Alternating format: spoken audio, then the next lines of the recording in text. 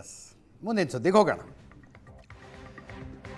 ಜೂನ್ನಲ್ಲಿ ರಾಜ್ಯಸಭೆಯ ಸ್ಥಾನಗಳಿಗೆ ಮತ್ತು ವಿಧಾನ ಪರಿಷತ್ತಿಗೆ ಚುನಾವಣೆ. ಮಲ್ಲಿಕಾರ್ಜುನ ಖರ್ಗೆ, ಈರಣ್ಣ ಕಡಾಡಿ, HD ದೇವೇಗೌಡ ಮತ್ತು ನಾರಾಯಣ್ ಅವರ ಅವಧಿ ಅಂತ್ಯ ಆಗ್ತಾ ಇದೆ. ಒಟ್ಟು 4 ಸ್ಥಾನಗಳಿಗೆ ಚುನಾವಣೆ. ಶಾಸಕರುಗಳ ಲೆಕ್ಕಾಚಾರದ ಮೇಲೆ ಕಾಂಗ್ರೆಸ್ಸಿಗೆ 3, ಬಿಜೆಪಿಗೆ 1 ಸ್ಥಾನ ಸಿಗೋದು ಖಚಿತ.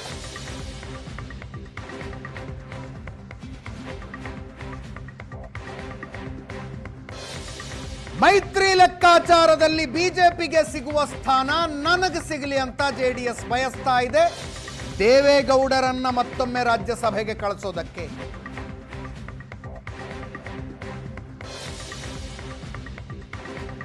ದೇವೇಗೌಡರನ್ನ ರಾಜ್ಯಸಭೆಗೆ ಕಳಿಸೋದು ಅಂದ್ರೆ ಬಿಜೆಪಿ ಅವರು ವಿರೋಧ ಮಾಡಲಿಕ್ಕಿಲ್ಲ ಅಂತ.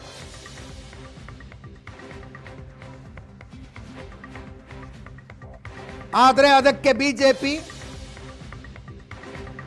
ತನ್ನ ಪಾಲಿನ ಸ್ಥಾನವನ್ನು ಬಿಟ್ಟುಕೊಡಬೇಕಾಗತ್ತೆ. JDS ಮೈತ್ರಿ ಧರ್ಮದ ನೆಕ್ಸ್ಟ್ ಲೆವೆಲ್ಗೆ ಹೋಗಬೇಕಾಗತ್ತೆ.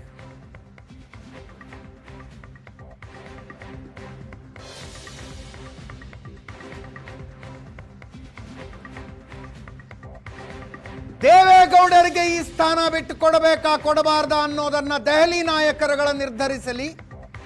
ನಮ್ಮ ಕಡೆಯಿಂದ ಹೆಸರು ಶಿಫಾರಸು ಮಾಡೋದು ಮಾಡಿಬಿಡೋಣ ಅಂತ ರಾಜ್ಯ ಕೋರ್ ಕಮಿಟಿ ಸದಾನಂದ ಗೌಡರ ಹೆಸರನ್ನ ಕಳಿಸ್ತಾ ಇದೆ.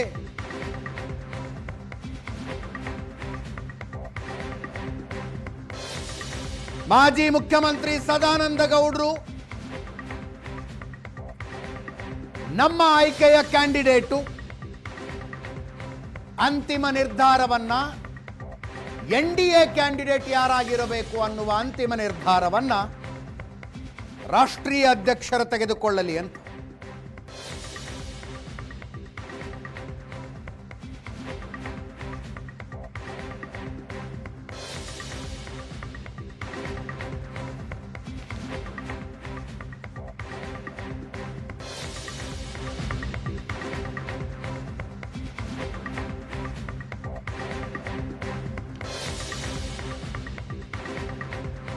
ಇದು ಮೈತ್ರಿಯೊಳಗಿನ ವಿಚಾರ, ಇಲ್ಲಿ ಚರ್ಚೆ ಆಗೋದಿಲ್ಲ ಅಂದ್ರು ರಾಜ್ಯ ಬಿಜೆಪಿ ಉಸ್ತುವಾರಿ ರಾಧಾಮೋಹನ್ ಅಗರವಾಲ್.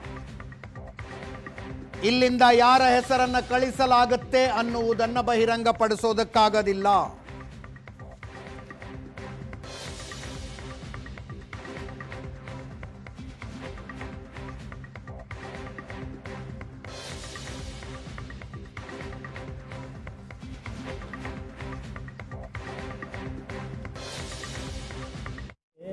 घुमा फिरा के सवाल न पूछिए.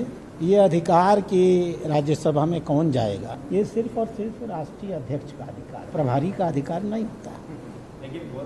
I am only an official recommending authority to whom I have recommended. I cannot disclose because the final decision has to come through the national president.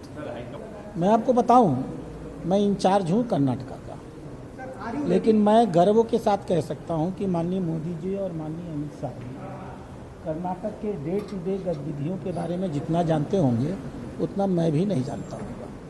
हमारी सेंट्रल लीडरशिप इस टाइप की है, डाउन टू अर्थ है, कमरे में बैठ के राजनीति नहीं करती. देखिए,